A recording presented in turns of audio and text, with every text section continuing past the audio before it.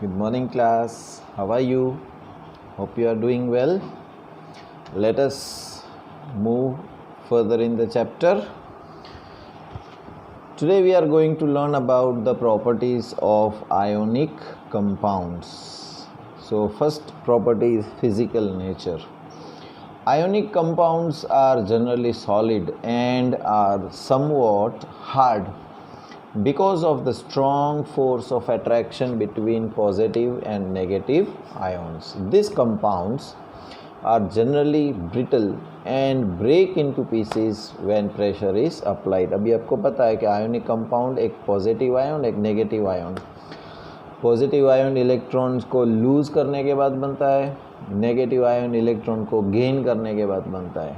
Similar charge के जब दो आयन्स जुड़ते हैं, पॉजिटिव और नेगेटिव आयन्स, राइट, तो एक स्ट्रॉन्ग फोर्स होता है उनके बीच में, एक दूसरे को अपनी तरफ खींचते हैं. तो अब जब हम उसको एक दूसरे की तरफ स्ट्रॉन्ग फोर्स होगा तो generally they are solid form में होंगे, है ना, एंड समवॉट हार्ड होंगे क्योंकि एक दूसरे को अपनी तरफ खींचते हैं. This compounds are generally brittle. जब उसके ऊपर प्रेशर लगाया जाता है तब वो फोर्स हट जाता है और वो पाउडर फॉर्म में हो जाता है, टूट जाता है. Melting and boiling points. Ionic compounds have high melting points and high boiling points. This is because a considerable amount of energy is required to break the strong inter-ionic attraction. अभी बोला ना, दोनों में attraction होता है, ये positive ion ये negative ion एक दूसरे को strongly bind करके रखते हैं. तो जब इसको अलग करना है तो ज़्यादा एनर्जी देनी पड़ेगी, इसीलिए उनका हाई मेल्टिंग पॉइंट होता है और हाई बॉइलिंग पॉइंट होता है. Solubility. Electrovalent compounds are generally soluble in water and insoluble in solvents such as kerosene, petrol, etc. वो पानी में जल्दी घुल मिल जाते हैं, लेकिन आयोनिक कंपाउंड पेट्रोल या केरोसिन उसमें डिज़ोल्व नहीं होंगे. Okay. Conduction of electricity. The conduction of electricity through a solution involves the movement of charged particles. A solution of an ionic compound in water contains ions which move to the opposite electrodes when electricity is passed through the solution.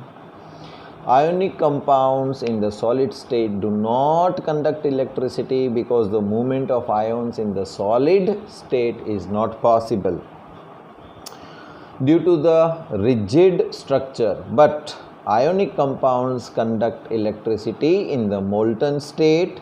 This is possible in molten state since the electrostatic force of attraction between the oppositely charged ions are overcome due to the heat. Thus the ions move freely and conduct electricity. अब होता क्या है कि suppose ये हमारा electron, ये positive ion ये negative ion, इसका एक कंपाउंड बना, उसको हमने पानी में डाल दिया, राइट. पानी में उनका बॉन्ड ट्रैक्शन बॉन्ड थोड़ा लूज़ हो जाएगा. अभी ये फ्रीली हो जाएंगे पानी के अंदर, राइट. अभी पानी के अंदर हमने दो इलेक्ट्रोड लगा के रखे हैं, एक पॉजिटिव इलेक्ट्रोड एक नेगेटिव इलेक्ट्रोड, राइट. अब जैसे ही इलेक्ट्रिक करंट पास होगा उनमें से तो क्या होगा कि पानी के आजू बाजू में जो नेगेटिव आयन और पॉजिटिव आयन है ना, जैसे ही करंट पास होगा तो क्या होगा कि सपोज़ ये पॉजिटिव आयन है ये नेगेटिव आयन है. ओके. पानी में मिल जाने के बाद सॉल्यूशन में हमने दो इलेक्ट्रोड लगाया, एक पॉजिटिव इलेक्ट्रोड एक नेगेटिव इलेक्ट्रोड. तो जो पॉजिटिव इलेक्ट्रोड है, राइट, वो नेगेटिव आयन को अपनी तरफ खींच लेगा और नेगेटिव इलेक्ट्रोड है पॉजिटिव आयन को अपनी तरफ खींच सकता है, रिस्पेक्टिव आयन्स, राइट. सो इलेक्ट्रिसिटी उसके अंदर घूम सकती है, पानी के अंदर इलेक्ट्रिसिटी कंडक्ट हो सकती है आयोनिक कंपाउंड्स में. लेकिन अगर वो पानी नहीं है, ऐसे ही है, और आप इसमें इलेक्ट्रिक करंट पास करोगे तो इलेक्ट्रिक पास उसमें से नहीं होगी. क्यों?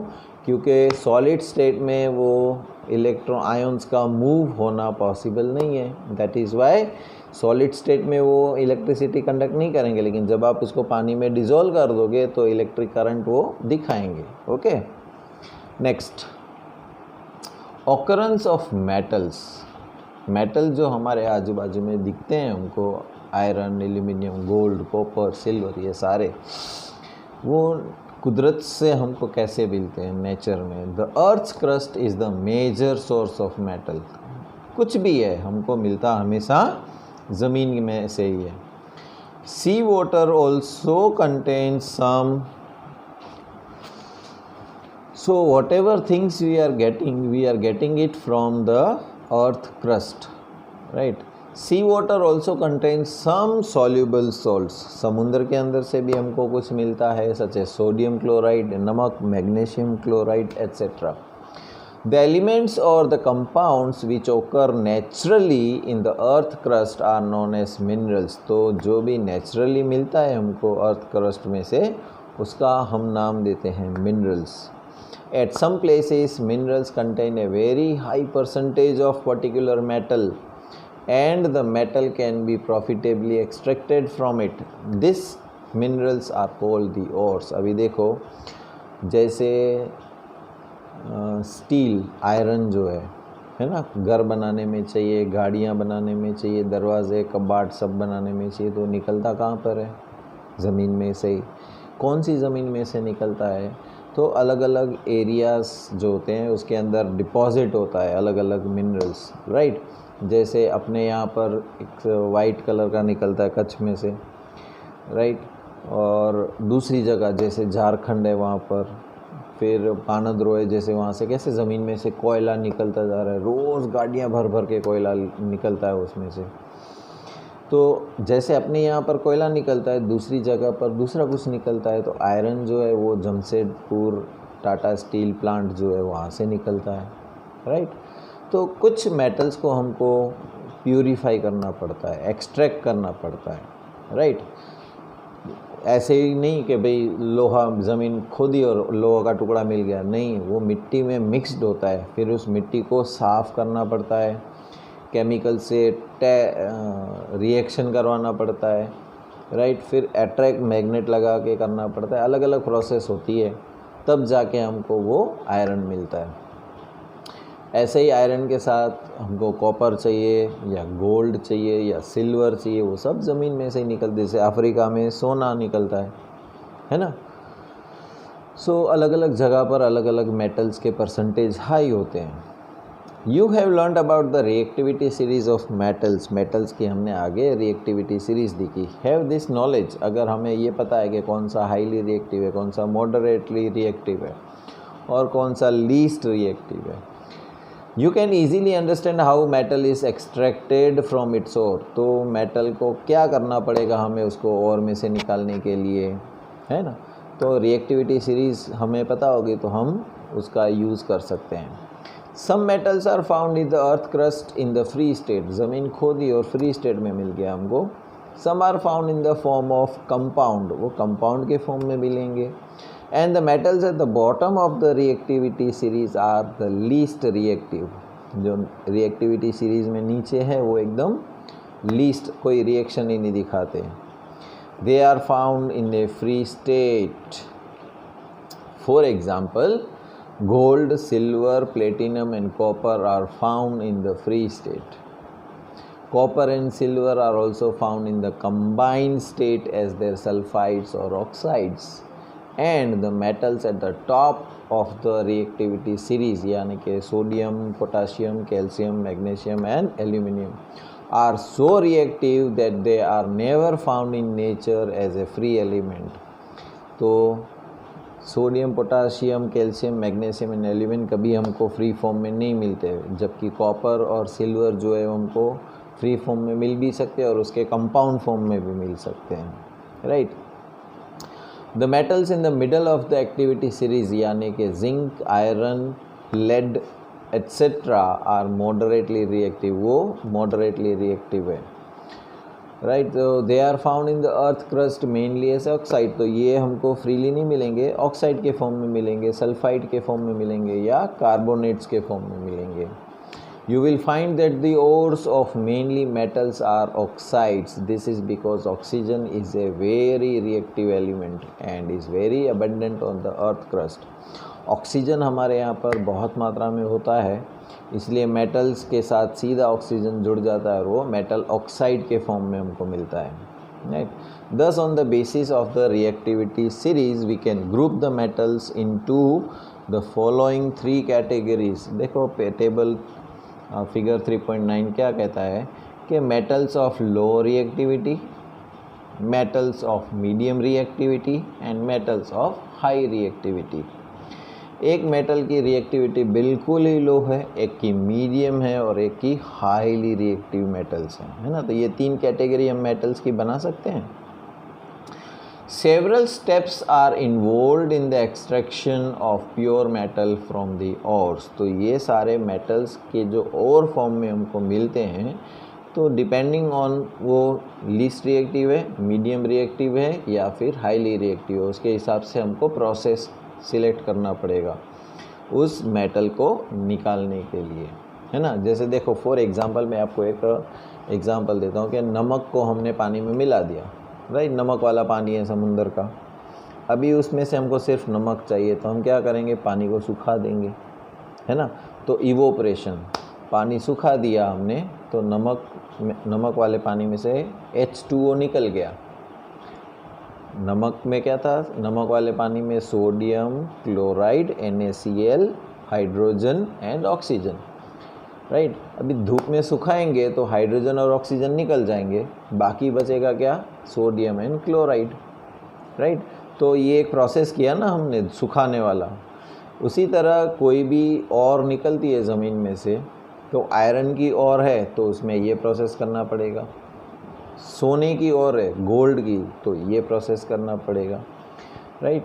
दूसरी ऐसी बहुत सारे मेटल्स की और होती है, एल्यूमिनियम की और है तो उसके लिए अलग प्रोसेस होगा। तो बेस्ड ऑन दैट और कॉन्सेंट्रेशन ऑफ और किया जाएगा पहले तो, फिर metals of high reactivity metal होते हैं ना, जो हाईली रिएक्टिव मेटल्स होते हैं, तो उसको हम यूज़ करते हैं इलेक्ट्रोलिसिस ऑफ मोल्टर और, उसको मोल्ट कर और को मेल्ट कर देंगे पानी में और फिर उसमें इलेक्ट्रिसिटी पास करेंगे। तो हाई रिएक्टिविटी वाले जो होंगे ना, वो हमेशा इलेक्ट्रोलिसिस प्रोसेस से किए जाएंगे।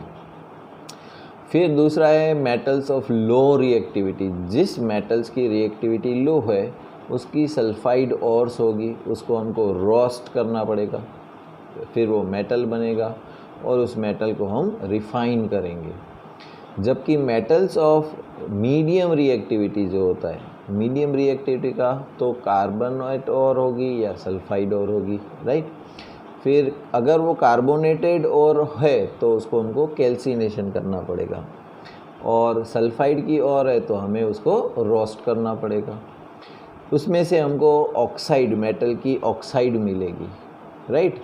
फिर मेटल ऑक्साइड में से हम ऑक्सीजन निकाल देंगे, यानी कि रिडक्शन ऑफ मेटल कर देंगे, राइट। और फिर जो हमको मिलता है उसको हम प्यूरिफाई कर देते हैं। तो हाईली रिएक्टिव जो है उसको इलेक्ट्रोलिसिस करेंगे, लो रिएक्टिविटी है सल्फाइड ऑर्स है उसको हम रोस्ट करेंगे, फिर उसका मेटल होगा और फिर उसको रिफाइनिंग होगा। मीडियम वाला जो है उसकी या तो कार्बोनेटेड और होगी या तो सल्फाइड और होगी। सल्फाइड और होगी तो उसको रोस्ट करना पड़ेगा अगेन, राइट। और कार्बोनेटेड और होगी तो हमको कैल्सिनेशन करना पड़ेगा, तो हमको मेटल ऑक्साइड मिलेगा। तो ऑक्सीजन निकाल देंगे यानी कि रिडक्शन कर देंगे उसका हम, राइट। फिर जो मेटल बचेगा उसको हम प्यूरिफाई कर देंगे। तो 3 मेथड्स हैं हमारे पास, right. Highly reactive, low reactive and medium reactive. Enrichment of ores mined from the earth are commonly usually contaminated with large amount of impurities such as soil, sand, etc. called the gangue। देखो ज़मीन में से जो चीज़ निकलेगी उसके अंदर तो बहुत सारी चीज़ें होंगी, है ना, जैसे सॉइल है, मिट्टी है। The impurities must be removed from the ore prior to the extraction of metal. वो मेटल एक्सट्रैक्ट करने से पहले उसमें से जो मैलापन होता है, राइट, इम्प्योरिटीज़ होती है, उसको पहले निकाल लेना पड़ेगा हमको। The process used for removing the gang from the ore are based on the differences between the physical or chemical properties of the gangue and the ore. Different separation techniques are accordingly applied.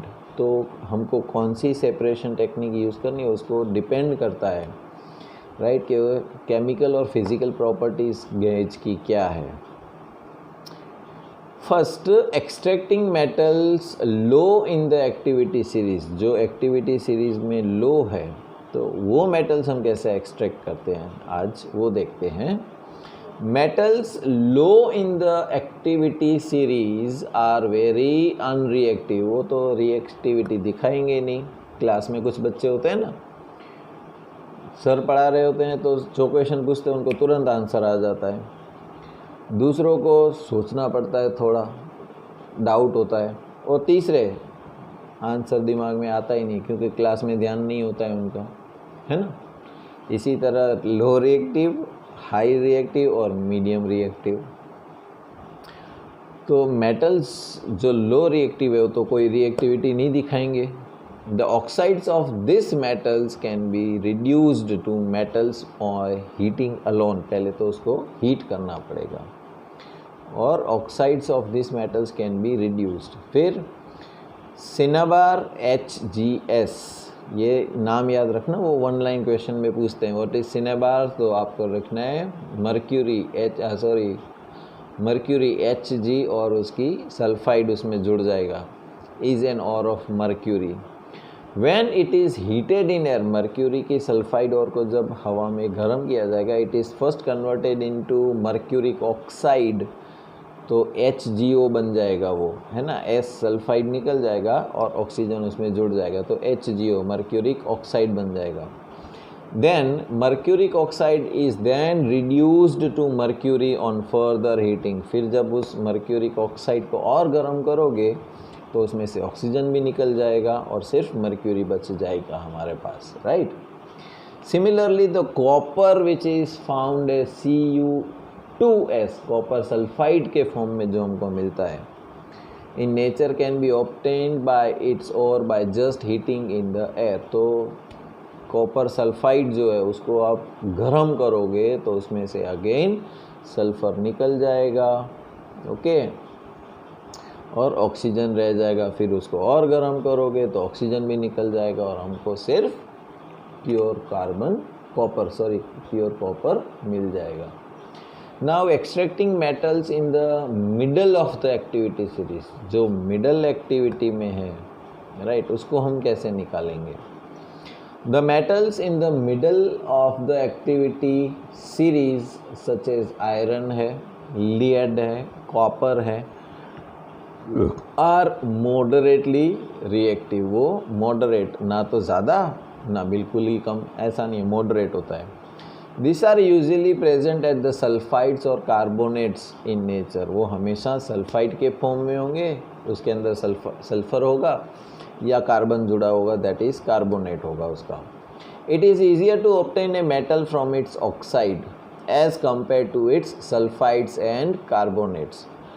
जो oxide होगा उसको extract करना easy होगा compare to जिसके अंदर carbonates या sulphide होगा. तो देयरफॉर प्रायर टू रिडक्शन, उसको रिडक्शन करने से पहले हम क्या करना पड़ेगा हमको, the metal sulphides and carbonates must be converted into metal oxide. इसीलिए आपने देखा था ना, उसको गर्म करते हैं तो क्या होता है कि ऑक्साइड आ जाता है, सल्फाइड उसका निकल जाता है, ऑक्सीजन जुड़ जाता है तो ऑक्सीजन आ जाता है. फिर उसको और गर्म करेंगे तो उसका ऑक्सीजन भी निकल जाएगा और वो प्योर फॉर्म में मिल जाएगा. सो जो सल्फाइड फॉर्म में है या कार्बोनेट फॉर्म में है उसका हम निकाल देंगे, right. So therefore prior to the reduction the metal sulfides and carbonates must be converted into metal oxides. The sulfides ore are converted into oxides by heating strongly in the presence of excess air. ज़्यादा हवा में उसको जब हम गर्म करेंगे तो sulphide जो है वो मेटल ऑक्साइड में कन्वर्ट हो जाएगा. This process is known as roasting. इस प्रोसेस का नाम क्या है, roasting. The carbonates ore are changed into oxides by heating strongly in limited air. Sulphide को एक्सेस एयर में गर्म करना पड़ेगा, राइट. कार्बोनेट्स को कम हवा में गर्म करना पड़ेगा, and this process is known as calcination. तो व्हाट इज कैल्सिनेशन? जब कार्बोनेट्स को कम हवा में गर्म करते हैं तो वो कैल्सिनेशन होता है.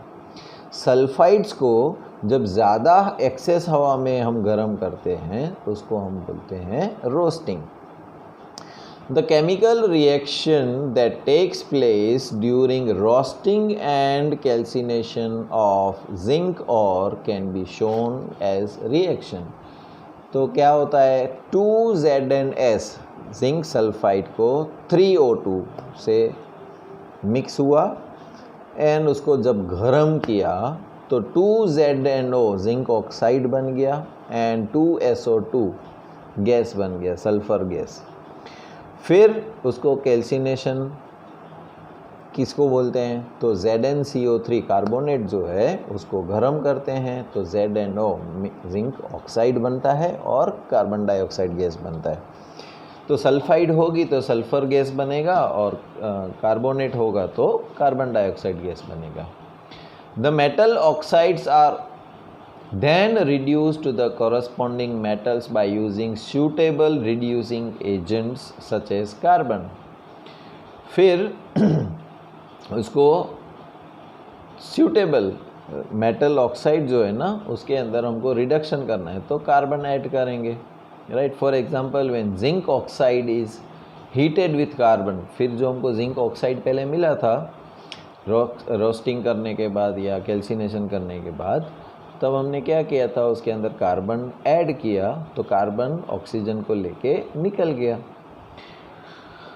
When zinc oxide is heated with carbon, it is reduced to metallic zinc. तो ZnO जो सॉलिड फॉर्म में है उसके अंदर हमने कार्बन सॉलिड फॉर्म में डाला तो ऑक्सीजन कार्बन डाइऑक्साइड के साथ मिल गया तो कार्बन मोनोऑक्साइड गैस बन गया और जिंक अकेला बच गया. You are already familiar with the process of oxidation and reduction explained in the first chapter. अभी oxidation क्या है और reduction है वो तो हमने first chapter में पढ़ लिया. Besides using carbon coke to reduce the metal oxides to metals, sometimes displacement reactions can also be used. The highly reactive metals such as sodium, calcium, aluminium are used as reducing agents because they can displace metals of lower reactivity from their compounds. From example, when manganese dioxide is heated with the aluminium powder, the reaction takes place. क्या होता है, जो manganese होता है oxide form में, manganese oxide, उसको aluminium में जब हम हीट करते हैं इन प्रेजेंस ऑफ एल्यूमिनियम तो मैग्नीशियम मेटल अकेला बच जाएगा, राइट, और एल्यूमिनियम ऑक्साइड बन जाएगा और बहुत ज़्यादा हीट आ जाएगी. So this displacement reactions are getting highly exothermic. The amount of heat evolved is so large that the metals are produced in molten state. In fact, the reaction of iron 3 यानी कि Fe2O3 with aluminium is used to join railway tracks और cracked machine parts. तो जो machine का part होता है उसको repair करना है या रेलवे के ट्रैक्स को जॉइंट करना होता है, is used in this process and this reaction is known as thermit reaction. बहुत सारी heat energy evolve होती है उसमें. So this displacement reaction यानी कि Fe2O3 plus 2 aluminium will give 2Fe pure iron form plus aluminium oxide plus heat. Extracting metals towards the top of the activity series. अभी जो high reactive होता है उसको हम कैसे करना है, that we will see tomorrow. Till then, take care. Goodbye.